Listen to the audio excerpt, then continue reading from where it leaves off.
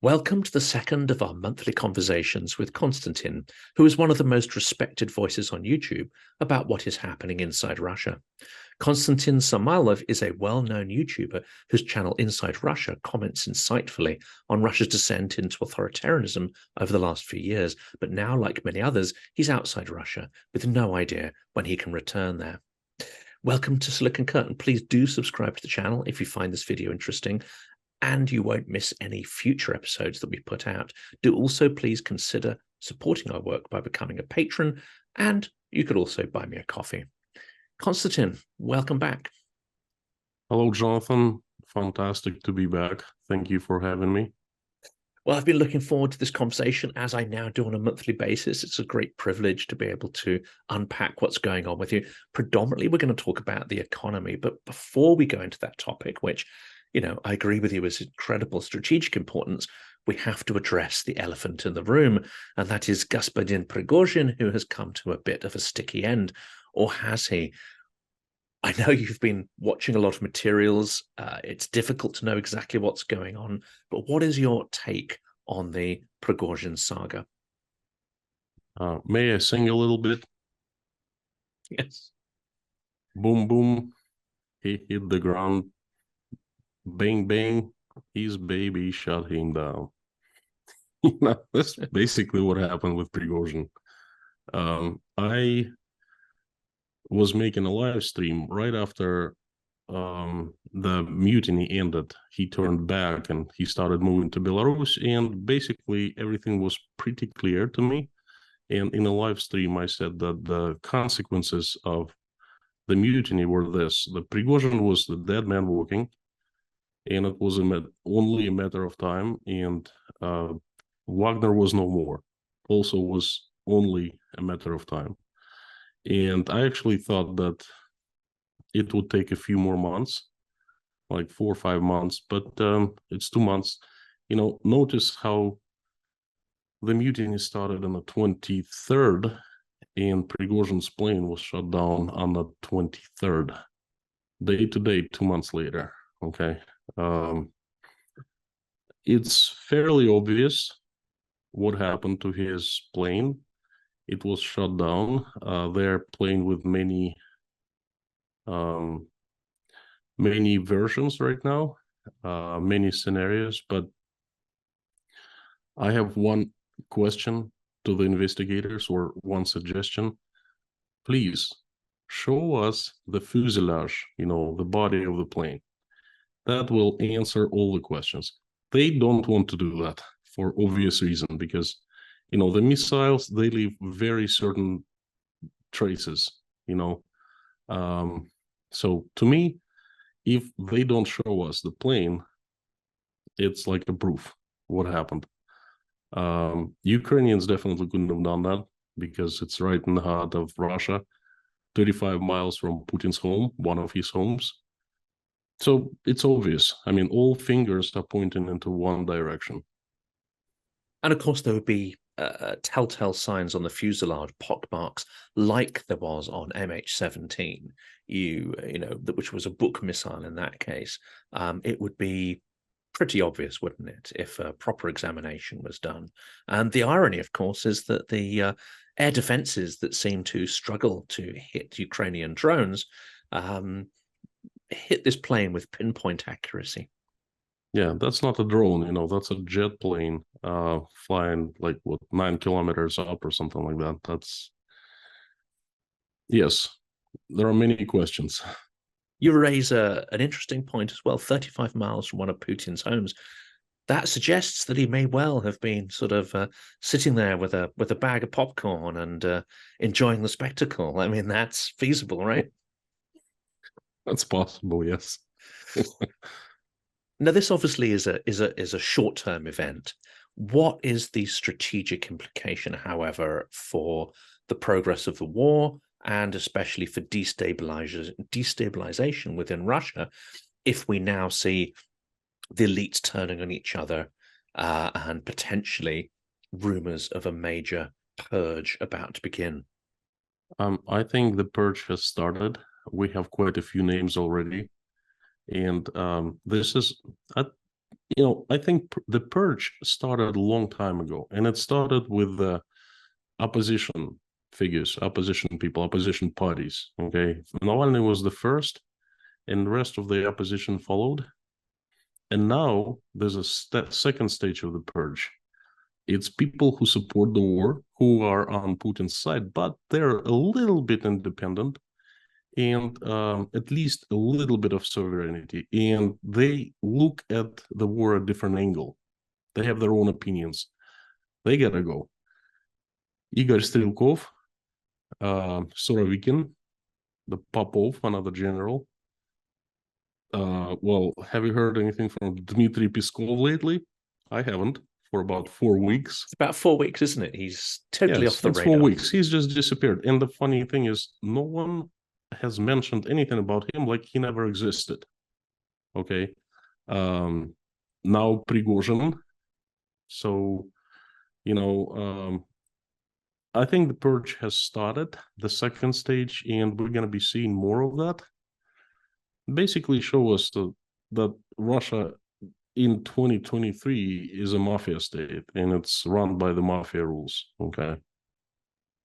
And also, strikes back to the era before Peter the Great, where you regularly had, people like Streltsy, assassinating rulers. You had poisonings, murders in the Kremlin, familial struggles and so on, peasant revolts. We're back into extremely turbulent times. And I think that leads nicely into the topic we're going to discuss, which is the economy. And I think we both share the view that the economy is another source of extreme instability. So how's it going? Well, yes, it is. In my eyes, the economy is the foundation of everything in the country. Okay. And Russian economy has been caught in a perfect storm. In current conditions, it does not stand a chance. Few economic factors have come together to form this perfect storm, and I'll briefly summarize what this perfect storm is about, if you don't mind. These factors are, number one, the export revenues have fallen down for about 50%. Russia is under the international sanctions, and exporting raw materials, and especially the hydrocarbons, natural gas and oil, has always been Russian economy bread making, the foundation of well-being of Russian economy. So the economy has taken a huge hit. European customers have stopped buying Russian oil altogether, and everyone else is paying no more than $60 per barrel, which is a huge hit. It's called the price cap, international sanctions. The revenue is way down, and to top it off, China and India, the existing oil importers, they're paying a great deal in their own local currencies that are not helping much to the Russian economy. Number two, the spendings are way up. Obviously, there's war going on in Russia, and the expenses are up due to enormous increase in military industrial complex development. They are making more missiles, more weapons, more tanks, more guns. And another thing is there's a huge, by Russian standards, of course, wages paid to the Russian soldiers at the front lines.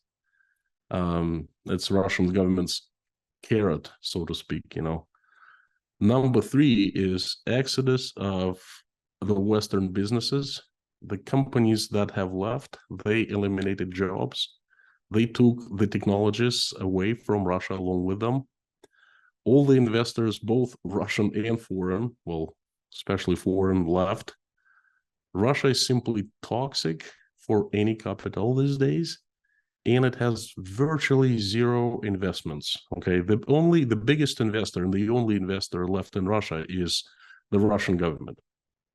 Number four, high inflation level driven by the record amount of money that has flooded Russian market in form of unsecured bank loans. Number five, huge disbalance between exporting and importing. Russia doesn't virtually produce anything.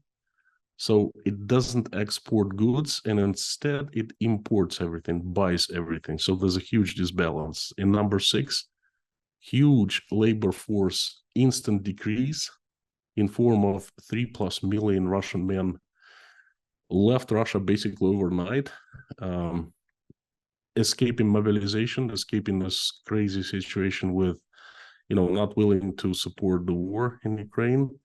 And that's driving the amount of taxes generated down a great deal. And most importantly, it's driving the wages for those who still remain in Russia way up, because the employers start competing for the people. They don't have enough people to fill the positions.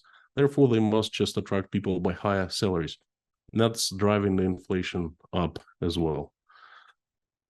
Well, these 6 things have, they're major factors that have formed this perfect storm in Russian economy. And, any one of these above mentioned factors would be a huge blow to any economy in any country. And possibly it would throw a country into a recession. And now imagine all of them, all 6, coming together and staying spinning above Russia, and they're all a result of actions of the Russian government. Putin, by his decision to invade Ukraine and started killing the Ukrainian people, he also killed Russian economy at that second when he made the decision. So overall, Russian economy isn't doing that well. It's very obvious. It does not take a rocket scientist to understand that. Okay, and any economist would tell you the same. I think you'd have to go back to a period shortly after the Russian Civil War to perhaps find a period where there was such an economic shock to the system. I mean, that was when Russia was on its knees, and the industrial base was practically wiped out. But then you had new economic policy, and within a couple of years, it was resurrected. That won't happen now, will it? Because Russia, as you say, is toxic to foreign investors. And we don't know how this is going to play out. There's any number of scenarios about how the war might end. I don't think anyone is putting on bets on what will happen in Russia itself and what kind of regime will end up. Jonathan, you brought up a very interesting topic. We can compare to 3 turmoils in the, fairly recent Russian history. First, like you said, was the Civil War. The second was the period after World War II. We call it the recovery period. And the third was early 90s, starting with a coup when the new country was born and the USSR fell apart. I think none of those periods can compare, especially that first Civil War period, because there's a major difference between back and now, and it's not outside Russia, but not inside Russia, not what happened in Russia, but it's the world economy, the global economy, the markets that have come together. We don't really have countries anymore. We have one global market, and we have local players on this market. Okay, and back then the situation was different. Now it's kind of crazy because Russia has isolated itself from the global markets, from the global economy, by its actions. Okay, and no country can survive that. No country's economy can survive that because we're too integrated. Okay, we are too interconnected. We are too close to each other. So this is a very unique situation, Of course, the revenue that is coming in, I mean, Russia is able to sell some of its hydrocarbons, petrol, oil rather, not the refined product, but it's selling it to India and China. And of course, it's getting, potentially rupees and yuan, but these are not interchangeable currencies on the global markets. So revenue is coming in, but what is Russia able to spend that revenue on? There must be quite a problem here. There is a huge problem for Russia. It does trade a great deal in local currencies with China and with India. And the problem is that Russia sells much, oil, obviously oil to both India and China, and receives local currency, but it does not buy much from either China or India. What is bought from China is bought by private enterprises, by private businesses, not on the government scale. I think that China is supplying, I don't know, but I have a feeling they supply some kind of a military technology, but that's not a fair exchange of money. Okay, so Russia cannot spend yuans in rupees because the Chinese, those countries' currencies, they are very regulated. Both China and India don't like when the currencies are used outside the countries, so they super regulate, the financial markets, and basically it's really hard to use them anywhere in the world when Russia goes to a third country, to a third party, and offers yuans or rupees, no, dollars, euro, the regular currencies. So Russia has accumulated quite a bit of yuans and rupees, but it does not help current Russian economy. Okay, that's what's going on. And you mentioned one of the sort of 6 points there, of course, is the flood of people who left Russia in the last year and a half. Many of them the most educated, the most talented, the most ambitious, I would say, in society. They've taken their incomes, they've taken their brains and their hardworking limbs to other countries, and those other countries are now benefiting hugely. There are stories of property prices, going through the roof in Tbilisi and many other cities where you have, an influx of Russians. If we turn to the possibility of the war ending, and I think the assumption we both make is that the battlefield will grind on, but the only way to win this war quickly and save many lives is to somehow crash the Russian economy and political system. To win or to perceive that he's winning, Putin may well have to call another round of conscription, but this time far harsher, and extend it to the large educated urban centers, places like St. Petersburg, Moscow, Ekaterinburg, cities which have been largely untouched. Now, the dual impact, of course, may be to create some sort of unrest and resistance, but it may also prompt another massive wave of people trying to flee or hide.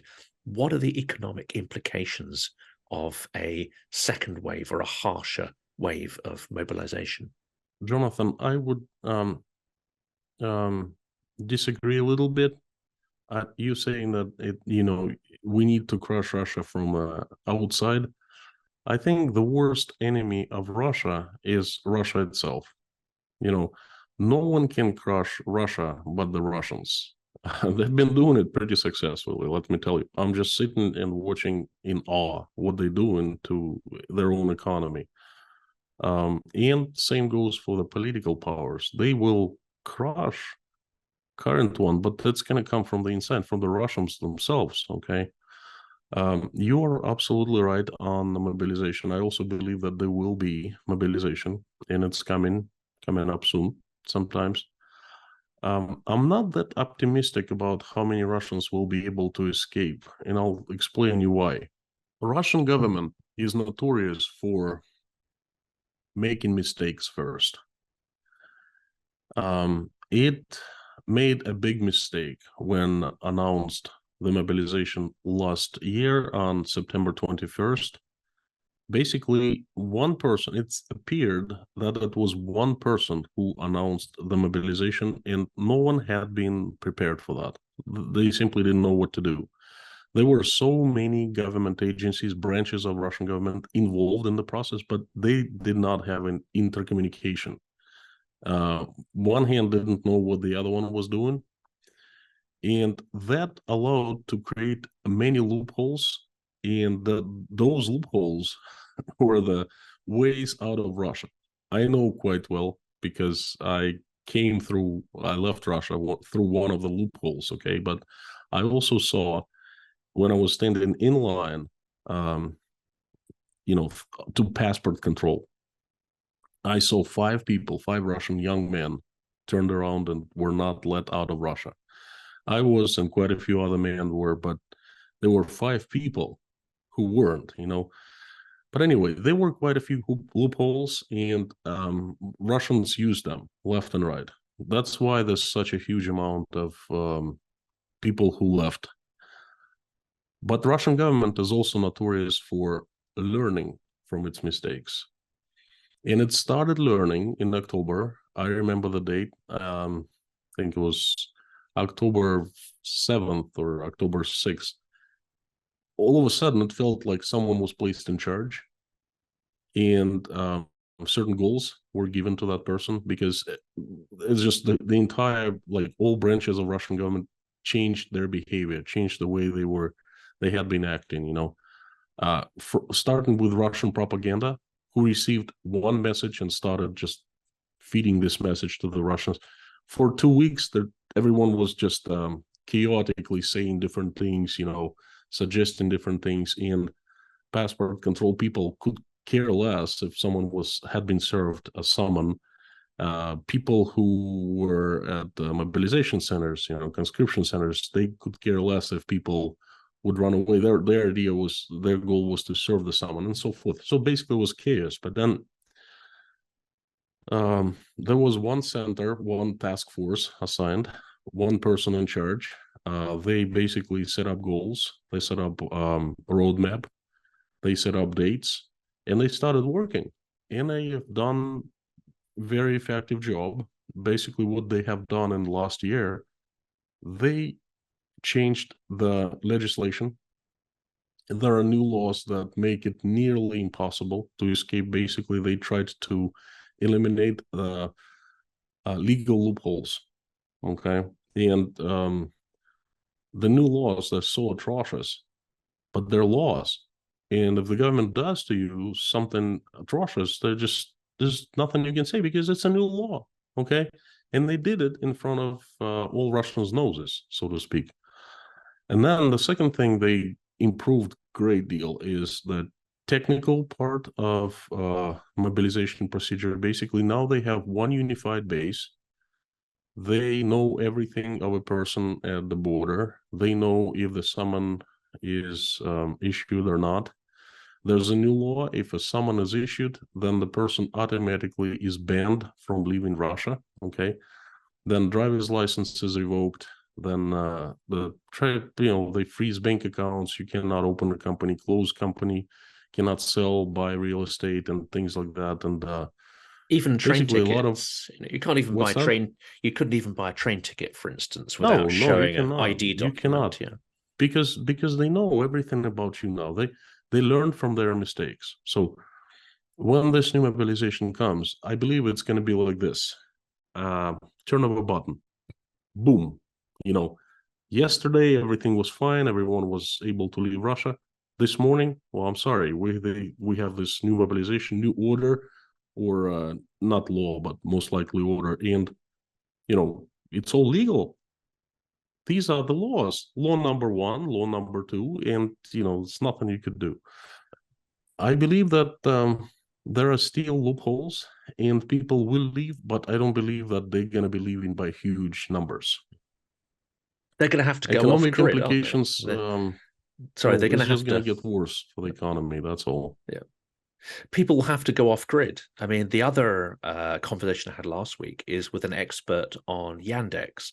And of course, Yandex has tried to work with the government, but also tried to remain semi-independent of the system. To better or worse degree. You can sort of criticize whether it's possible to function as a tech company within an authoritarian regime.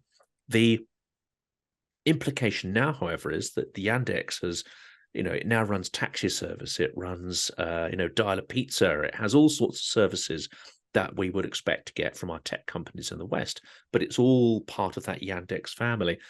The rumors are, of course, now that the mobilization database can actually potentially leverage data that is used by these mobile delivery services. So you're evading conscription, you order a pizza, you don't get your pizza, you get conscripted instead. They turn up and get you that way. Jonathan, when I was young, I loved science fiction. And, certain movies like a mix of horror and science fiction, like utopian society of the future. And this is this is happening right in front of our eyes right now. Okay. And you're absolutely right. I think this is the case. I think there's not much Yandex can do because Yandex is a subject of Russian legislation. And if they make a new law regulating, services, then Yandex must go according to the law, and they will definitely be giving information to KGB, FSB, about the taxi service customers, from where to where, how often, how much paid, with who, things like that. Pizza delivery, Yandex Market, anything, just anything. I think they're just, these are tips of the iceberg.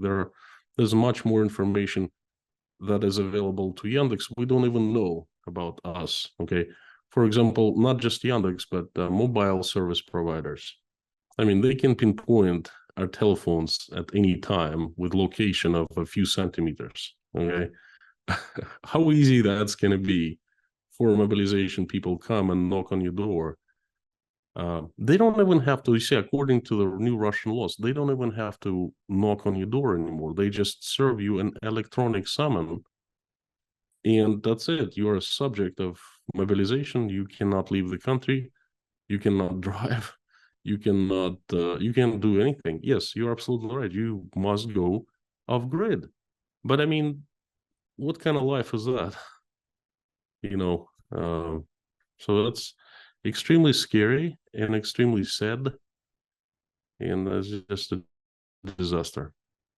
Well, of course, we know that you can't fully go off grid because even if you're in your dacha or something, you may have someone down the road twitching the curtains, watching you, and doing donosy, or calling up and saying, absolutely. It would not surprise me. It would not surprise me much. Yeah, I mean, that happened in East Germany. It happened right across Eastern Europe during the Soviet period. Neighbors ratting on each other. Of course, it happened in Nazi Germany. I mean, this is just the way, unfortunately, societies descend in authoritarian systems. Jonathan, what's so ironic is that when I was growing up in the USSR, they had this little sci-fi movies. Like they would take Ray Bradbury's book, Fahrenheit 461, right? And they would make a movie about that, and they would place it in America. Oh, look what American society is going to look like in the future. And we would be sitting there like young kids, 7-year-old and, 7-year-olds. And we're just watching and saying, oh my God, this is so terrible. This is happening. This is happening in Russia now. How crazy is that? That's incredibly sad. It's just horrific. I don't even know what to say. Well, the last topic, and it's like it bookends that, because of course my main experience of being in Russia was in the 90s, and it was a period of hope and a period of change. It was also a period where people felt very insecure, and of course one of the reasons they clung to the Putin regime is because of the perceived stability that it brought, economic, social stability, and a move away from the sort of gangster capitalism of the 90s. And also it has to be remembered that hyperinflation robbed people of their lifetime savings. And that was extremely painful. The irony, of course, is that, not only are we returning to the 1930s, potentially politically, but we're returning to the 1990s in terms of economic instability. And the ruble crashed this week. I know you mentioned that earlier in your analysis of the economic pressures, But what psychologically as well as economically will this have if people go into the shops and they see prices being updated daily? They see their savings or their purchasing power literally drying up and disappearing day by day. The 90s being terrible in Russia is a myth. It was created by Russian propaganda in the late teens, I would say, after Boris Yeltsin died. The 90s were absolute unique time. Instability was there. Mafia was there. Bad things were there. Lots of people could not provide for their family, for themselves, you know. But you gotta understand, the USSR was a totalitarian country for 70 years. And it was like an island in the world. Again, it had been isolated from everything. We didn't know anything. And all of a sudden, they just opened the borders. And the world, the life, the culture flew into the country. We came from communism, well, not even a communism, but this freakish system of total control, government's control, into capitalism. And in the 90s, Russia was free, really free. Russians were free because the government disappeared. It was so weak. It almost was, it seemed like non-existent. You remember, because you were in Russia back then, you know. We were absolutely free to do anything we wanted to say anything we wanted to basically to do business. And this was the best time in Russian history. It was intoxicating in a good way, without drinking. It was so free. And those wild times everyone says about, oh, do you remember this? Yes, I remember hyperinflation. I was a teenager, a young adult, and I had my first job during those years, but it didn't last long. You cannot take a country like the USSR and like turn a switch and have a capitalism next day. You cannot. You have to have a grace period. You have to learn how to live in a different system, you know, in a different economy, in a different paradigm. And that's what we were doing. We were switching from the USSR to basically free market economy.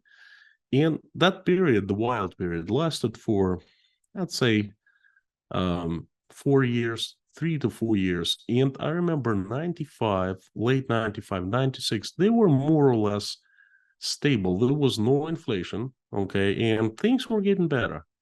Yes, there were problems.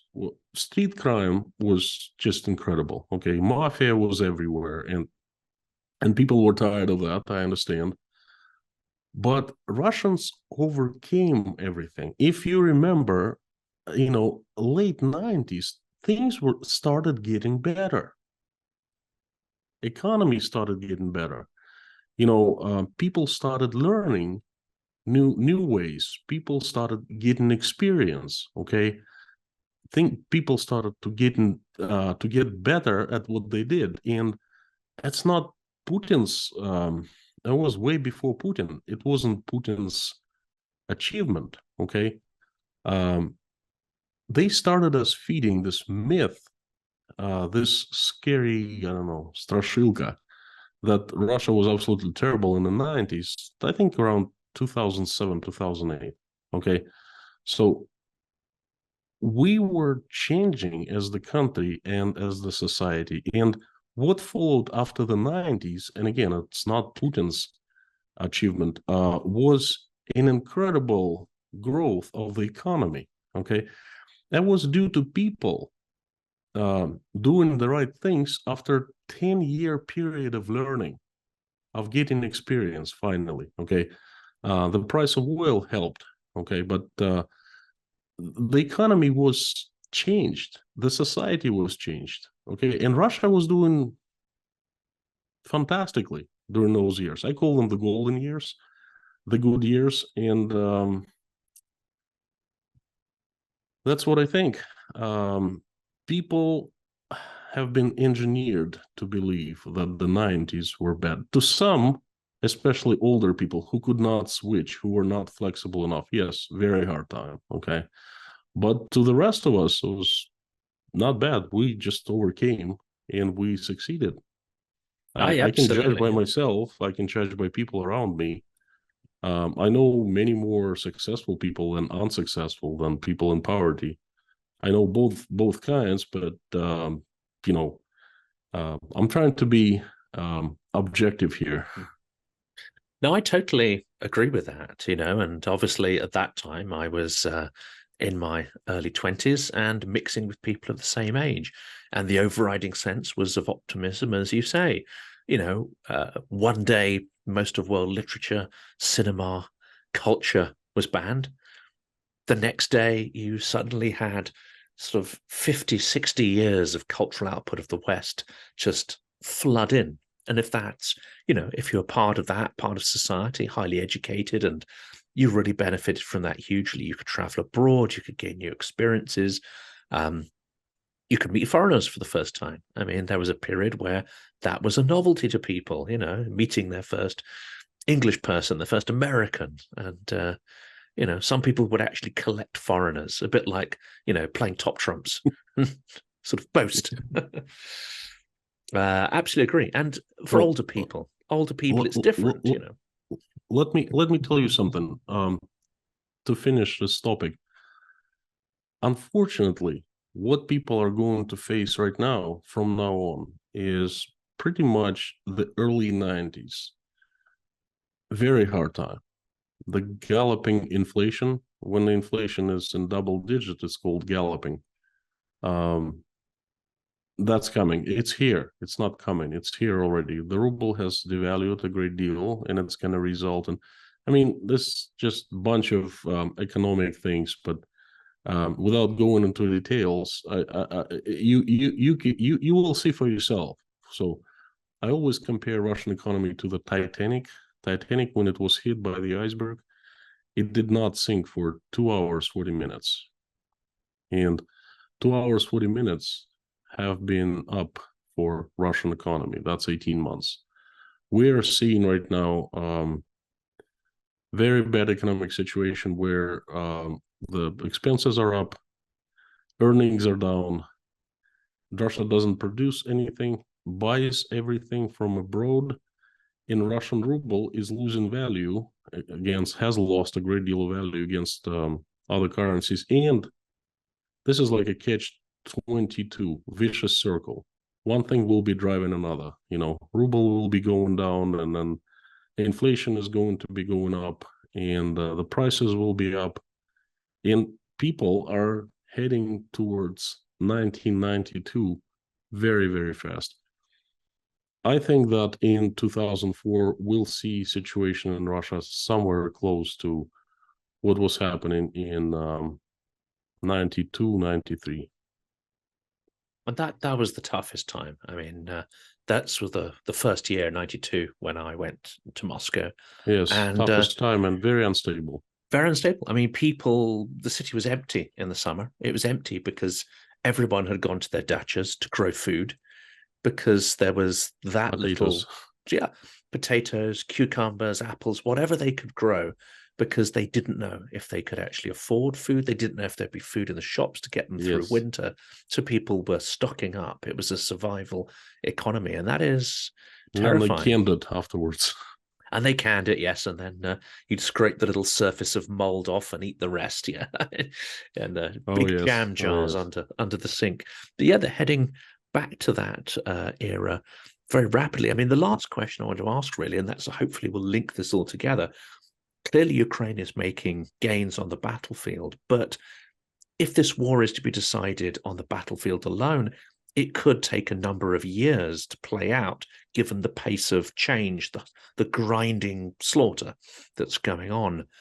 However, the way the economy is going, do you think it's far more likely that it's economic factors that are going to end the war and end it far, far sooner than, say, 2025?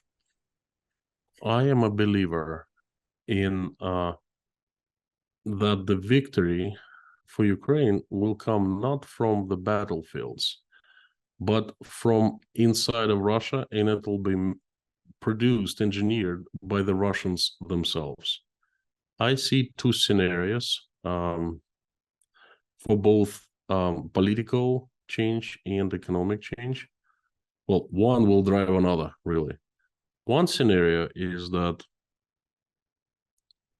the economy will continue falling, and well, in Russia, there's still some kind of a free economy. Okay, it's not the USSR yet, at least, and people will become poorer and poorer. The inflation will be enormous, and that is going to affect the society a great deal.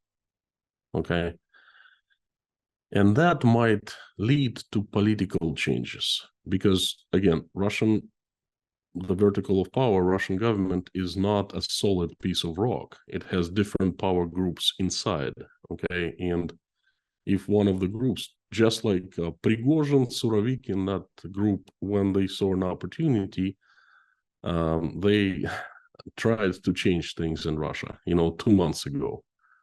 They failed, but I think that there are others, and they're sitting and they're doing planning, basically, okay? And they're going to be waiting for the right moment, and the economy might bring them the right moment, okay? That's one scenario.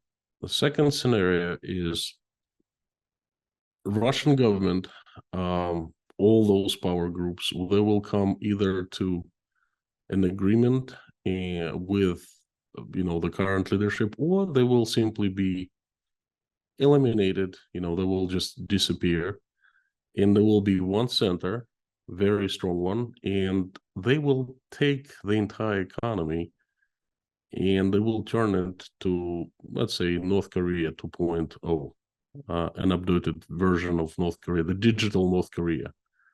And then what you're saying, the situation at the battlefield, that might be going on for a long time, and we call it in Russia as a slow war situation, slow war scenario.